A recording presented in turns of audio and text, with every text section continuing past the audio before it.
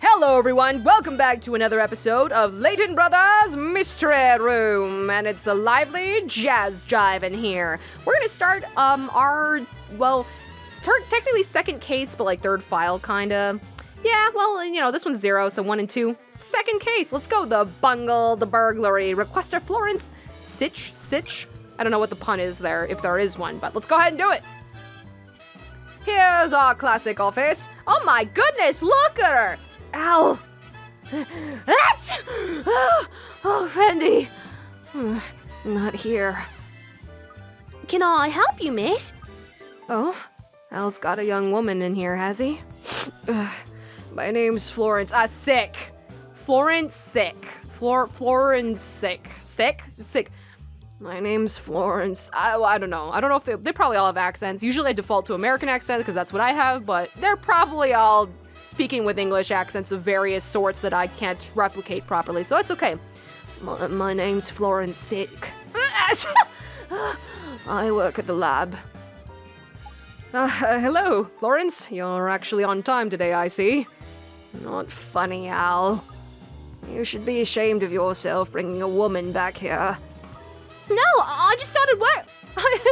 Bringing a woman in here to have some frisky business? Is that what you're implying? No, I just started work here. I'm Lucy Baker.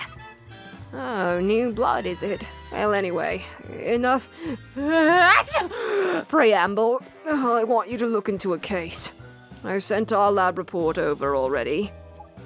It's not like you to ask for help with a case, Florence. Is it especially puzzling? It's as clear as a test tube. A burglar broke into a flat and killed one of the residents. Well, if it's that black and white, how come you want us to get involved? Because it doesn't add up. Oh? The suspect's as suspicious as they come. He's made a statement already, but I'm certain there's more to it than meets the eye. I can't buy the thought of the case being closed before I've dotted all the I's and crossed all the T's. So you want the prof to look into it and figure out what's niggling you, is that it? Yes. Would you mind, Prof? I'm not sure I like you calling me that, Florence. If that's your only objection, I presume you'll take it on, Prof. If you promise to make that the last time you address me like that, Al, you have a deal. So, where's the file? Didn't I already say I'd sent it over? Oh, yes, here it is. Yes, we'll start investigating this at once.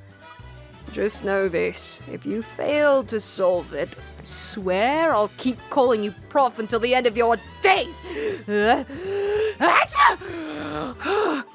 You see, we have to solve this case. Failure is not an option. Professionalism will see us through. He didn't quite object to Lucy referring to him by that. It were a case that came up just as I was starting to get used to working with Professor something. It happened in a fairly ordinary studio flat. I know it's her speaking, but I have to say it quickly. Oh my god.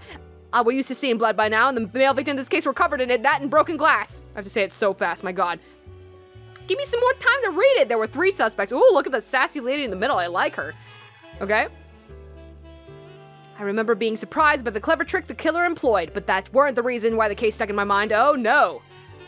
No time to read in character. You see, that was the first time I ever saw the other side. The other side. I want you to see the other side, the other side, the other side of me. So he's got 2 sides to him, just as they foreshadowed in the very, very beginning of the game.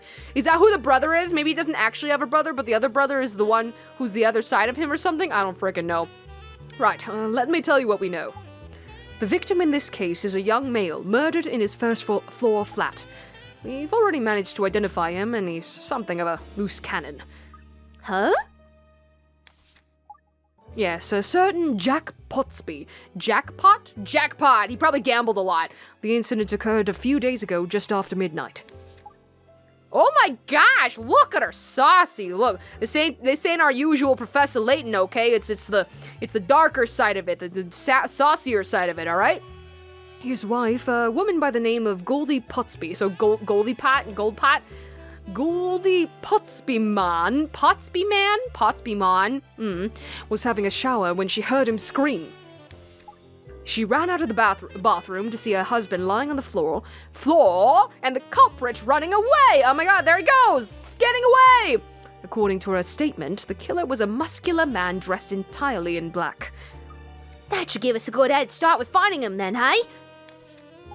Well, the block's caretaker, who was on duty at the time, heard the sound of glass breaking, and he has a big square frame, so obviously he's going to be the most suspected in this case. He ran upstairs and knocked on Potsby's door, whereupon the wife told him about the intruder. Okay.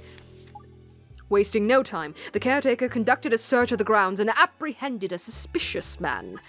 He got him? Well, what do they need us for then? There's nothing for us to do, surely. Well, the apprehended man has an alibi of sorts. He's a known petty criminal by the name of Buster Nix. He claims he was attempting to break and enter a ground floor flat at the time. Oh, very nice lie some people tell. He says he ran off when he heard the sound of shattering glass. In his statement, however, he claims he didn't see anyone coming down from the floor above. Of course he didn't, because it was him that did it. The thieving numpties incriminated himself with that. I think not. If he wanted to deceive us, he'd be claiming he did see someone else running away, surely. Oops, I'm tapping the wrong place, sorry. Oh, I suppose you're right. That would make more sense. That's what's really bothering me. If you conclude Nix is telling the truth, things get very complicated. Don't they just? So, let's start making some deductions, shall we? Do you think you can determine who did it from the crime scene and witness statements we have? You're gonna put me on the spot again, aren't you? I'll tell you what. First, let me fill you in on the 3 suspects. Okay, Buster Nix, suspicious man caught nearby, 61 male. An old lag, I like that. I love learning like different terms when I'm playing these games, it's amazing. An old lag and serial burglar, known for his swift getaways. He was dressed in black and caught near the block of flats. To start with, of course, we have the burglar, Buster Nix. Very suspiciously, he was caught in the gardens around the block of flats immediately after the incident. But there's his statement, don't forget. If he really is our man, then, well, what he said doesn't make sense. No, quite. We must be careful not to jump to any conclusions, but that's what I'm the best at. I love jumping to conclusions. I leap right into them. Next, there's the caretaker. Chase him down! Okay, y'all who've been around for a while know me that puns, they're hard sell for me. Usually they make me groan. Usually I don't like them. Usually I find them to be low-hanging fruit humor. Sometimes the right ones, they hit just right. That's pretty funny. Chase him downs. Caretaker of the block of flats. Concierge of the flats where the incident occurred. A keen bodybuilder, ooh nice, who's recently joined an exclusive nearby gym. He can get violent when angered, it seems. Oh no, that's not a... Look, all these profiles are just exposing to everybody. I mean, I guess they have to because they're suspects, they're suspicious, so they want to drag out just their nature and then circumstances they're going through, like freaking the Wipowski, her talking about her being afraid of her husband having a murder. What did that got to do with anything? You don't need to pull that business now. Come on, man, come on. Next, there's the caretaker. His actions from when the incident occurred to when he was caught, to when he caught Nix seemed to be nothing but laudable. He could always have engineered it that way, couldn't he though? Finally, there's the victim's wife, Miss Goldie Potsbymon. Like what is the joke here? Goldie Potsbymon bystand? I have no idea. Jack Potsby's wife, a stunning beauty. Sadly, this isn't the first husband she survived. Oh dear. Well, so, I mean, that makes her pretty suspicious, doesn't it? I love her hair so much. It's really awesome. She claims to have been showering at the time of the incident and was the one who discovered the victim. Wow, what a stunner! Right? She's stunning, dude. Oh, really? Is she? I'm not really interested in women or humans or anything, really. I have no interest in romance. Are you joking? Do you have eyes? Well, anyway, that's what we know about the suspects. Now, I've set up the reconstruction device to include all the info we've gleaned so far for your perusal. We're a little short on details for you to say with any certainty at this stage, but what's your gut instinct, Lucy? Who do you think the culprit is? Once you've had to think about that, we'll start trying to make some logical deductions. Who's the criminal? Just go with your gut feeling to start with. Identify the killer immediately, ask for advice, investigate the crime scene, have a think about it. Investigate the crime scene, let's do that. There'll be no wickets. No, I don't know, I'm pretty sure that's a replacement for nothing we can say. She usually say, yeah, I think that's usually what it's supposed to be, but I don't know. Nout. There'll be no we could say. Like that, like just really, just rah, it all together. Anyways, We could say about anything if we don't hurry up and investigate the crime scene. Eager to get started. Good. I'll turn on the reconstruction device then. Let's start snooping. Let's do it, I'm ready. I'm ready for some crime scene reconstruction. This is the flat where the incident took place. Have a look around. I'll only give you 5 minutes though, but it pauses every time you go to a menu, so really it's not that big of a deal, but... No problem. Alright, let's start looking. Ew. Balcony, an uninviting. Who are you to judge? You know, I'll just spruce it up with some flowers, a little bit of chairs here and there. It's gonna be inviting as heck. An uninviting concrete balcony. The flat in question is on the first floor above ground level, so it's the first floor above ground level. Okay, but a determined intruder could gain entry to the premises this way. Great. Window.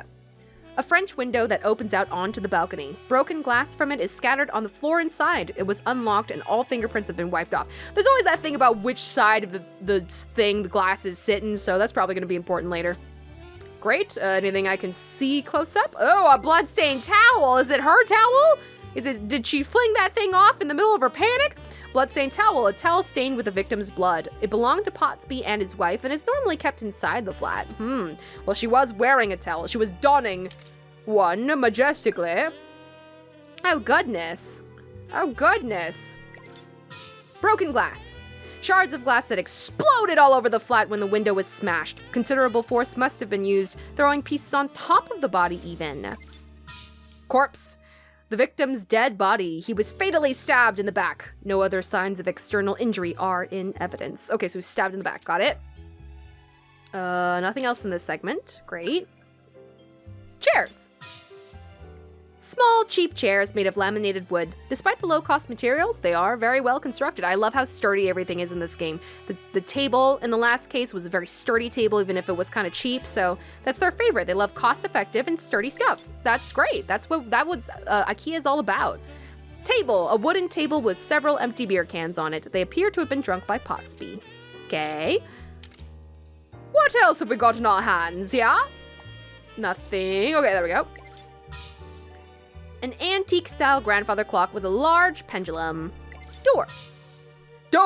A door leading out of the flat. Fingerprints belonging to the victim, his wife, and the warden were identified on the handle. The key was kept inside the flat. That sounds significant. The key was kept inside the flat. I mean, everybody keeps their keys inside their homes, but still, sounds like it might be important somehow. A fridge, a medium-sized domestic refrigerator. Very little in the way of food is inside. It's stocked largely with cans of beer. Yeah, no, this is definitely more adult than Layton, so it's kind of interesting. It's kind of interesting. Like, it's like they wanted to do a more mature and adult version of it, so then they did this spin-off to be able, with different characters, to not taint the, like, childlike wonder of the original franchise, I guess. How interesting. Yeah, because they're talking about beer, and there's, like, sexy women in towels, and there's murder, obviously, so it's great. Because the victim in the first one was also quite a looker. You saw her. Y'all saw her with your eyes.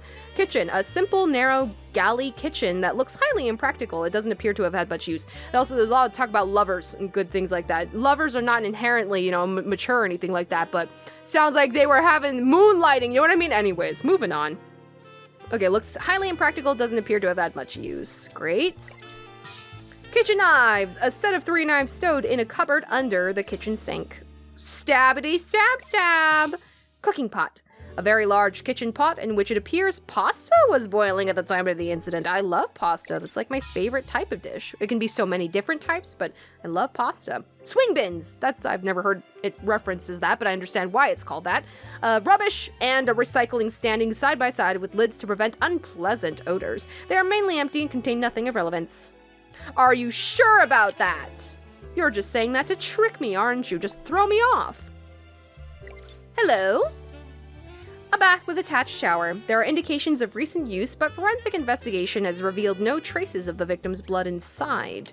Oopsie. Oh, I guess that was it. Wash basin. A snug little sink next to which is a snug little sink next to which is a cup with a pair of toothbrushes inside. I think that made sense grammatically, but my brain is not catching up on me right now, so it's okay. A regular toilet, apparently not regularly cleaned. Oh, gross and grody and disgusting. It is extremely dirty. Ew, I didn't need to know that. Gross.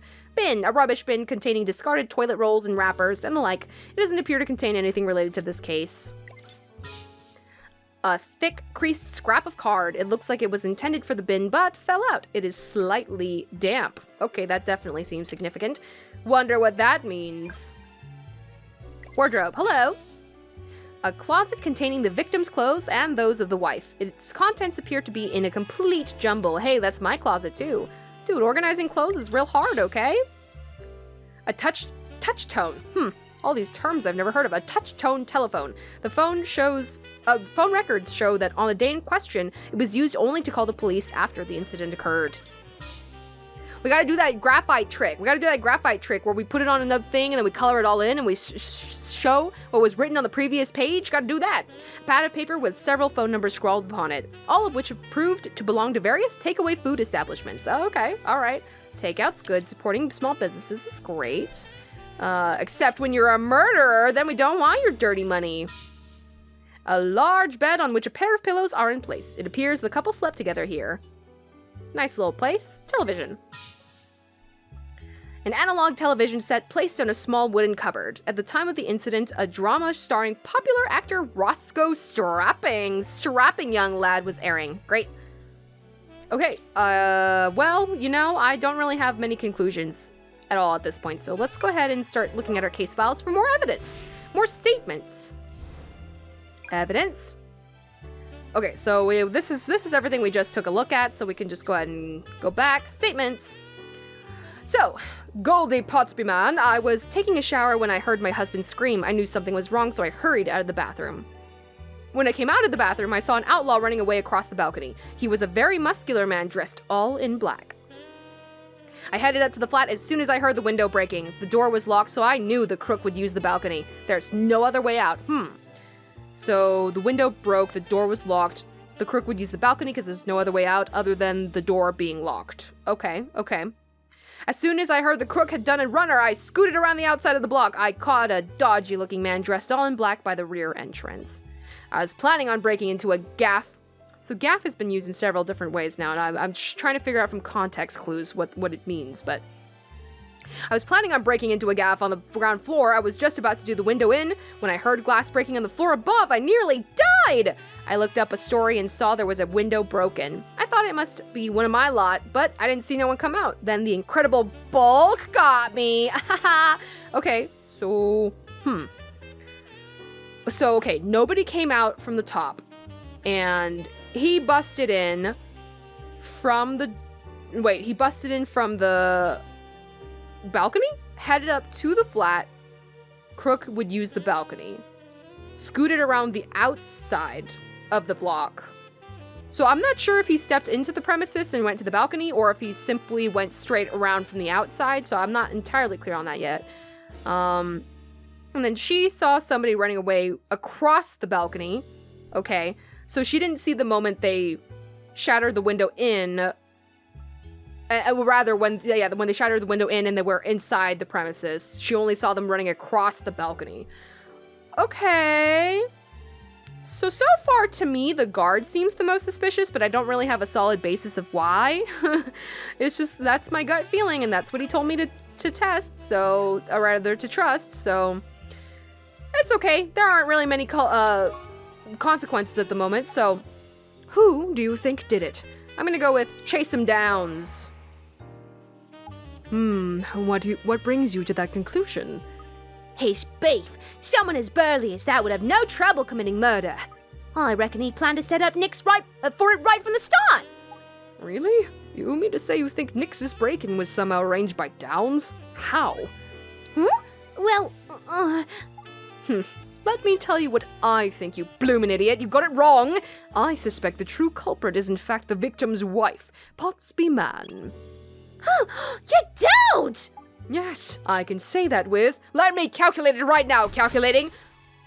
96.4% certainty. You're pretty sure of yourself again, aren't you, Prof? Well, there's still an uncomfortable 3.6% band of uncertainty that we must eliminate. I'll need to speak directly to the suspect in order to clear up one or two loose ends. I assume you mean... Our prime suspect, Miss Goldie Potsbyman. Hi! Though it's not officially related to this case, the woman has an extremely, worrying history, you might say. She's had 3 previous marriages, every one of which has ended with her spouse dying. That is very suspicious. That is very suspicious. Oh no. I wasn't gonna judge her about being through multiple marriages because things happen, but if they all end up dying, that's when you got a very worrying pattern there. This is true. I agree with you there for now. Okay, stunning beauty. She has already been widowed 3 times in the past and lives a very opulent life off the resulting life insurance. Okay, well, because all the fingers are pointing at her right now, though, I don't think she's the real culprit. She's just under some very unfortunate circumstances, but also very fortunate at the same time because of the life insurance. So who knows? Give over! Talk about leaving a trail! The police and insurance companies investigated the incidents, of course, but they couldn't find any indication of foul play. Maybe she's just dead unlucky then, do you think? Let's reserve judgment on that until we've met the woman in person. She should be here any minute. Do you think she has any idea we're on to her? To help us with our investigation was the way I put it when I asked her to come in. She probably knows. Well, I guess we'll just have to try and catch her off guard then, eh? Yes, I don't expect she'll give much away, but as we home in on the truth, hopefully she'll get flustered. I'm counting on your help, Lucy. Well, it doesn't sound like it's going to be a walk in the park, but I'll do what I can. Here she is. Good, because I believe she's here. And we're gonna have to end off the episode there, and we are going to interview Miss Goldie Potsbyman in the next episode. All in. I keep saying that every episode, but it's cool to be playing another Layton game, but also it's got a different twist, and it's just a fun mystery game, fun characters. The mechanics are interesting, you know. I'm really enjoying it, and I hope you are too. Thank you so much if you've been joining me so far, and I will see you next time. This is Axis, over and out.